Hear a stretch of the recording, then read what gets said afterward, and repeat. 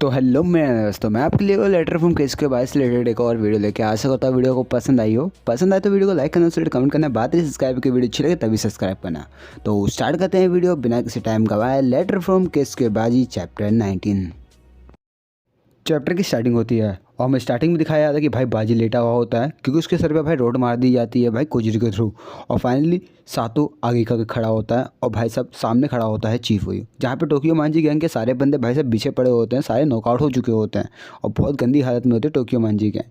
जहाँ पर भाई चीफ हुई ये सब कुछ देखने के बाद बहुत ही ज़्यादा गुस्से में होता है और वो चिल्लाते हुए कहता है, सातो तुम ये क्या कर रहे हो बेवकूफ़। और इसी के साथ भाई साहब सातों के ऊपर भाई हमारा चीफुयो अटैक कर देता है। जहाँ पे चीफुयो अटैक करते हुए भागते भागते भाई साहब सातों पे एक लात धरता है, लेकिन भाई सातों से ब्लॉक कर देता है और फाइनली एक खतरनाक सा भाई मुक्का और लात भाई दोनों भाई साथ ही में जड़ देता है। भाई लिटरली भाई तेंसुटो मार रहा है भाई दोनों एक साथ ही मार देता है, मुक्का मार देता है। फिलहाल तो भाई तुम लोग बता दूं, मुक्का मारता भाई सब चीफू के मुंह से खून की फव्वार निकलती है और चीफू दूर जाके गिरता है। और उसके अगले सीन में हम लोग देखते हैं कि भाई चीफू उठता है और वो कहता है, क्या तुम अभी भी यासोया के लिए लड़ना चाहते हो इसके बावजूद कि कोजिरो ने तुम्हारे साथ क्या किया है। कोजिरो खाली तुम्हारा इस्तेमाल कर रहा है सातो, तुम्हें इसके बारे में पता होना चाहिए। और ये बातें कहते हुए वो सातों को मतलब होश में ला रहा होता है। मतलब कौन सा नशा कर रखा है भाई सातों ने, कुछ समझ ही नहीं रहा भाई। जिसके अगले सीन में हम लोग देखते हैं चीफू ज़मीन पे पड़ा हुआ होता है, लेकिन फिर भी उसके बावजूद भी भाई सातों को कन्विंस कर रहा होता है और सातों से चीफू ही कहता है, तुम वही गलती दोबारा दोहरा रहे हो सातों, जो तुमने पहले भी दोहराई थी। वो तुम्हारा इस्तेमाल कर रहा है, जब वो तुम्हारा ढंग से इस्तेमाल कर लेगा तो तुम्हें उसी तरह से छोड़ देगा जैसे पहले तुम्हें छोड़ा था। तुमने कहा था तुम लड़ोगे, लेकिन मुझे नहीं पता था तुम इन लोगों के लिए लड़ोगे। तुम्हें लगता है कि कोजिरो भरोसे लायक है, तुम्हें उसके लिए लड़ना चाहिए जिस पर तुम ज़िंदगी भर भरोसा कर सको सातों।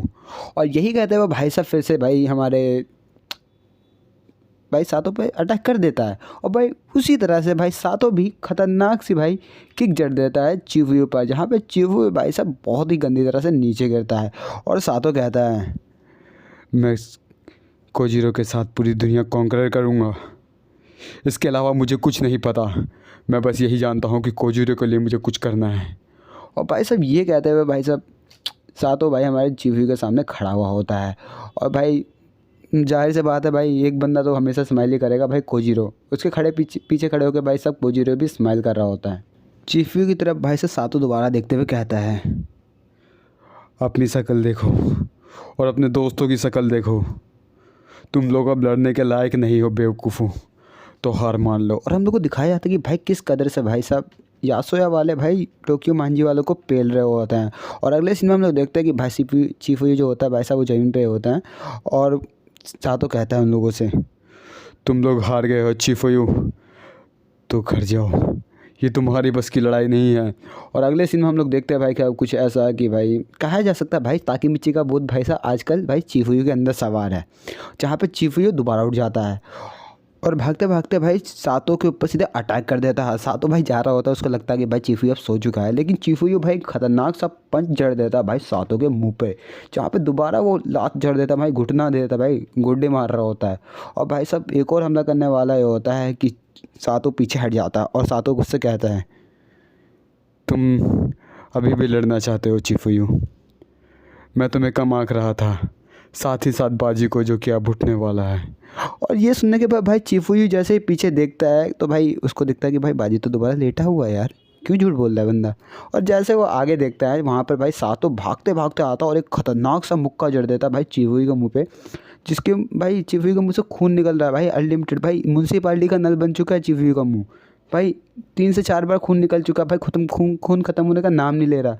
और भाई चीफू स्लाइड मारते हुए बहुत पीछे चला जाता है और सातों से कहता है, तुम कितनी बार बेवकूफ़ बनोगे चीफू, ये सब ख़त्म हो चुका है चीफू, तो लड़ने का कोई फ़ायदा नहीं, हार मान लो। और ये कहते हुए भाई साहब चीफू को बोल के जा ही रहा था, लेकिन भाई चीफू भाई ताकि मिची की आत्मा है फिर से उठ गया भाई, फिर से उठ गया और वो सातों की तरफ देख रहा होता है।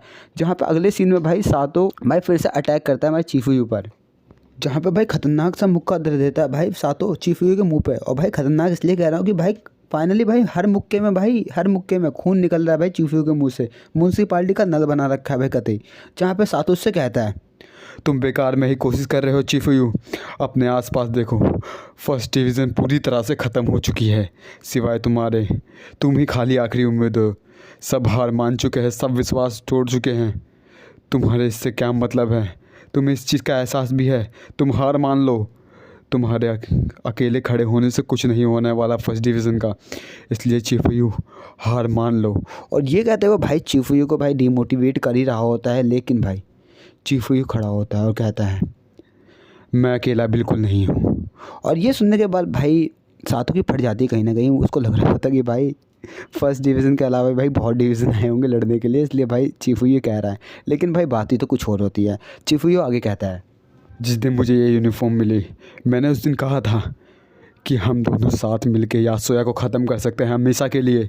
लेकिन तुमने उस बात का जवाब नहीं दिया था, तुम्हें पता है।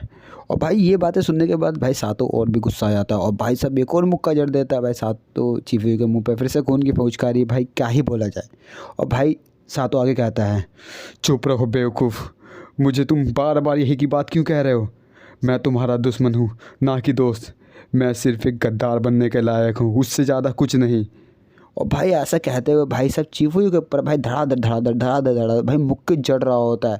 और सातों भी उन मोमेंट को याद कर रहा होता है फर्स्ट डिवीज़न के। और अपने मन में कहता है मैं वापस नहीं जा सकता, मैं वापस बिल्कुल नहीं जा सकता। और ऐसे कहते हुए एक मुक्का मार रहा था जहाँ पे भाई चिफुयू उसका मुक्का ब्लॉक कर लेता है। और अगले सीन में हम लोग को दिखाया जाता है चिफुयू उठ जाता है, उसके मुंह से खून निकल रहा होता है। चिफुयू कहता है इससे कोई फ़र्क नहीं पड़ता सातों कि तुमने मुझे कितनी बार धोखा दिया है, लेकिन मैं तुम्हारे साथ दूंगा। मैं तुम पे विश्वास करता हूँ सातों, इसलिए मैं तुम्हारे साथ खड़ा हूँ। और ये बातें वो कह ही रहा होता भाई। सारे भाई सब फर्स्ट डिवीज़न के बंदे देख रहे होते और चिफुयू हंसते हुए बातें कह ही रहा होता है। लेकिन तब भी भाई कोजीरो पीछे से बैट मार देता और भाई चिफुयू डाउन द ग्राउंड। और भाई चिफुयू के सर पे पैर मारते हुए कोजीरो कहता है क्या बकवास कर रहा था बेवकूफ़ साला, बेवजह की बातें। क्या तुम्हें हमारे बारे में कुछ पता भी है चिफुयू? सातों के पास एक ही चीज़ है, जो भी हूँ सिर्फ मैं ही हूँ। तुमने मुझे नाराज़ किया चिफुयू, इसलिए अब तुम्हारा आखिरी वक्त आ गया। और ये कहते हुए भाई चिफुयू के ऊपर भाई ख़तरनाक सा बैट मारने वाला होता है कोजीरो। लेकिन भाई सातों रोक लेता है। और ये देख के भाई कोजीरो की भी फट जाती है कि भाई आखिरकार होने क्या वाला है।